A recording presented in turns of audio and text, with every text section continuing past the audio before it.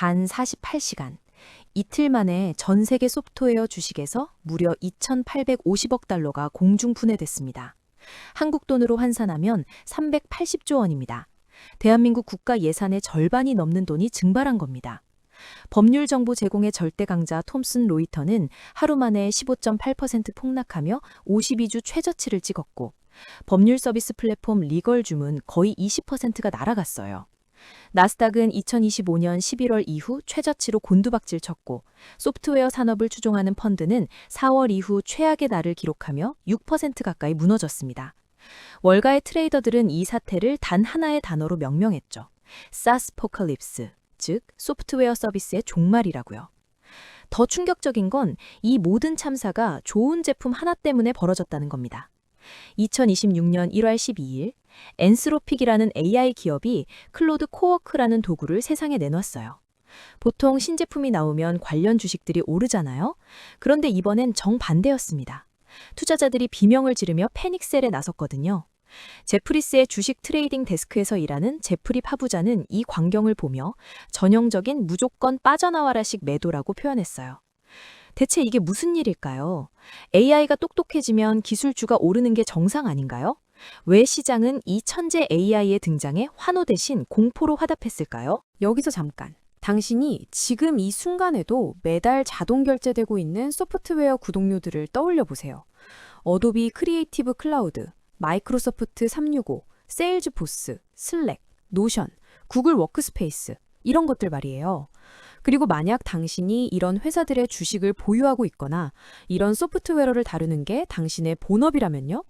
이 영상을 끝까지 안 보시면 정말 위험합니다. 왜냐하면 지금 당신의 자산과 직업이 실시간으로 재평가되고 있거든요. 월가는 이미 계산을 끝냈어요.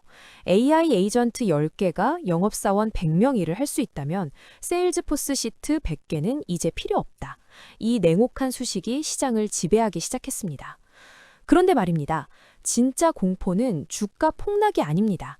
당신이 상상도 못한 곳에서 이미 시작되고 있습니다. 광고 산업의 거물들 보세요. WPP가 12% 폭락했고 옴니콤이 11%, 퍼블리시스가 9% 무너졌어요.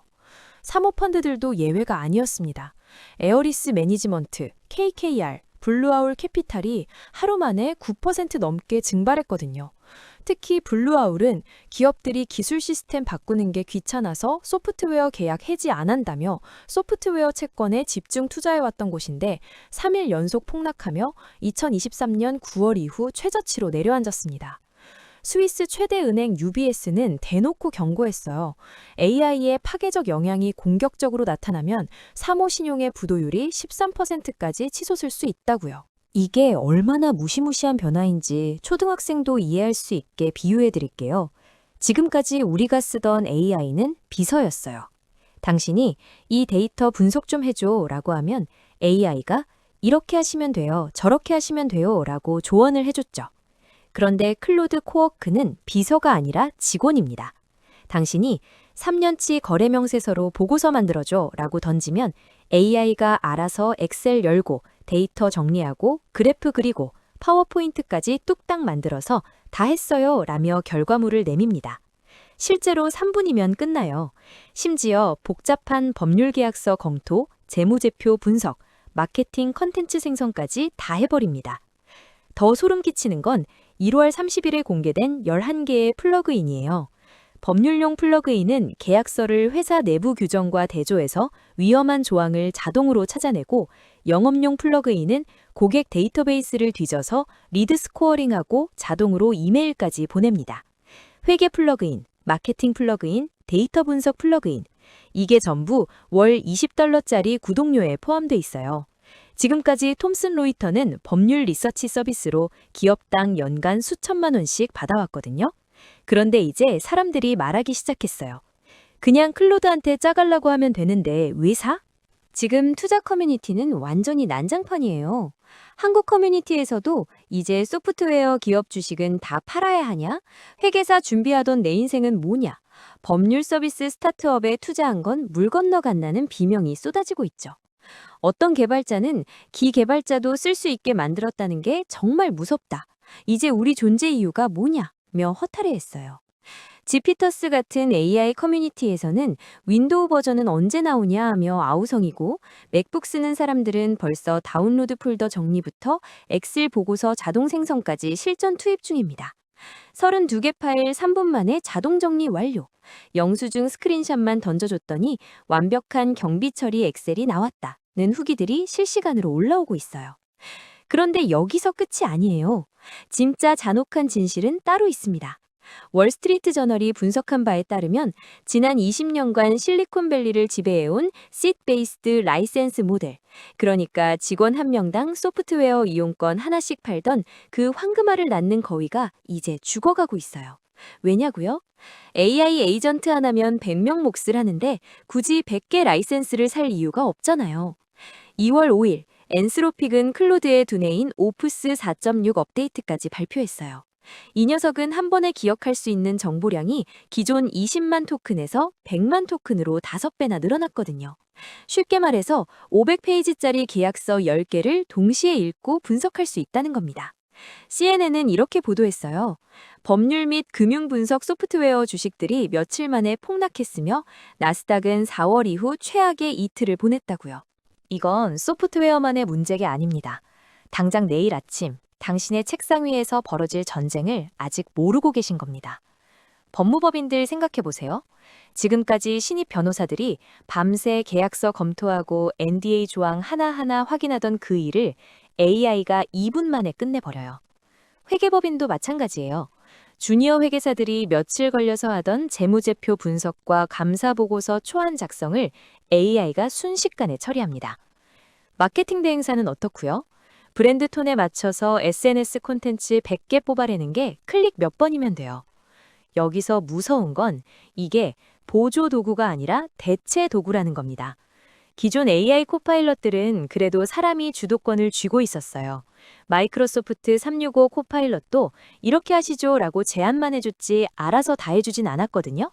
그런데 코워크는 다릅니다.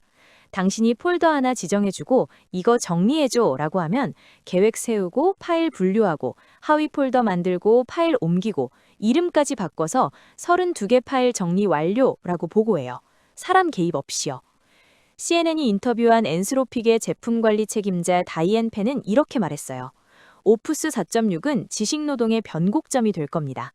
변곡점이라는 건 돌이킬 수 없는 분기점이라는 뜻이에요. 실제로 수치를 보면 더 섬뜩해집니다. 어도비는 5년 만에 최저 주가를 찍었어요. 2019년 수준으로 돌아간 겁니다. 2025년 내내 파이어플라이 AI를 광고하며 수천억을 쏟아부었는데 투자자들은 이제 고가 크리에이티브 클라우드 구독은 최상위 엔터프라이즈만 쓰고 나머지는 다 AI 에이전트로 해결한다고 베팅하기 시작했어요. 서비스나우, 스노우플레이크 같은 거대 사스 기업들도 마찬가지예요. 시장은 냉혹하게 계산했습니다. AI가 비즈니스 워크플로우 로직 자체를 대체하면 그 밑에 깔린 데이터베이스 구독도 필요 없어진다고요. 당신이 만약 로펌에서 일하고 계시다면요? 지금 당장 계산해보세요. 당신 법무팀이 톰슨 로이터 웨스트로에 연간 얼마를 내고 있는지요. 수천만 원에서 억 단위일 겁니다. 그런데 이제 월 20달러짜리 클로드 프로 구독으로 비슷한 일을 할 수 있다면요? 회사는 어떤 선택을 할까요? 당신 월급을 줄 건가요? 아니면 소프트웨어 구독료를 줄 건가요? 아니, 더 나아가서 당신이라는 사람을 줄 건가요? 블룸버그의 한 분석가는 이렇게 말했어요. 2024, 2025년이 AI 과대 광고의 시대였다면 2026년은 AI 대체의 시대다. 회계사, 세무사, 법무사, 변리사 이런 전문직들이 그동안 안전하다고 여겨졌던 이유는 전문 지식이라는 진입장벽 때문이었잖아요. 몇 년씩 공부해서 자격증 따고 실무 경험 쌓아야 했으니까요. 그런데 이제 그 지식 전체가 AI 안에 들어가 버렸어요. 더 무서운 건 AI는 실수도 덜해요. 사람은 피곤하면 계약서 조항 하나 놓칠 수 있는데 AI는 24시간 풀가동이에요. 물론 AI도 틀릴 수 있죠. 환각 문제도 있고요. 그래서 엔스로픽도 경고했어요. 프롬프트 인젝션 공격 위험이 있고 잘못된 명령으로 파일 삭제될 수도 있다고요. 하지만 시장은 벌써 결론을 내렸습니다. 완벽하진 않아도 사람보다 싸고 빠르면 그걸로 충분하다고요. 그러면 살아남는 사람은 누굴까요? 두 부류예요. AI가 만든 결과물을 최종 검토하고 승인하는 심사자, 그리고 AI에게 정확한 지시를 내릴 수 있는 기획자입니다. 단순히 업무를 실행하는 사람은 이제 필요 없어요.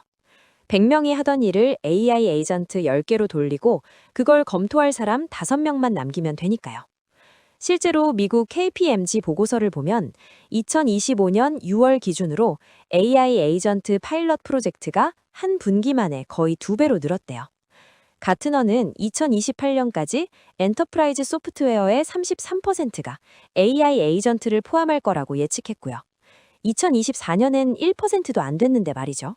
여기서 정말 냉혹한 질문을 던져야 합니다. 당신은 지금 어디에 서 있나요? 당신이 매일 하는 일 중에서 AI가 대신할 수 없는 일이 얼마나 되나요? 혹시 엑셀 돌리고, 보고서 쓰고, 데이터 정리하고, 이메일 보내는 게 업무의 대부분이라면요? 솔직히 말씀드려서 위험합니다. 당장은 아니더라도 2, 3년 안에 당신 자리는 AI 플러스 검토자 1명 체제로 대체될 가능성이 높아요. 블랙스톤의 존 그레이 CEO는 말했어요. 이건 사무신형이나 유동성 문제가 아니다. 경제에서 일어나고 있는 구조적 변화의 문제다 라고요. 맞아요. 이건 일시적 조정이 아니에요. 판 자체가 바뀌고 있는 겁니다. 그렇다면 우리는 뭘 해야 할까요? 3가지만 말씀드릴게요.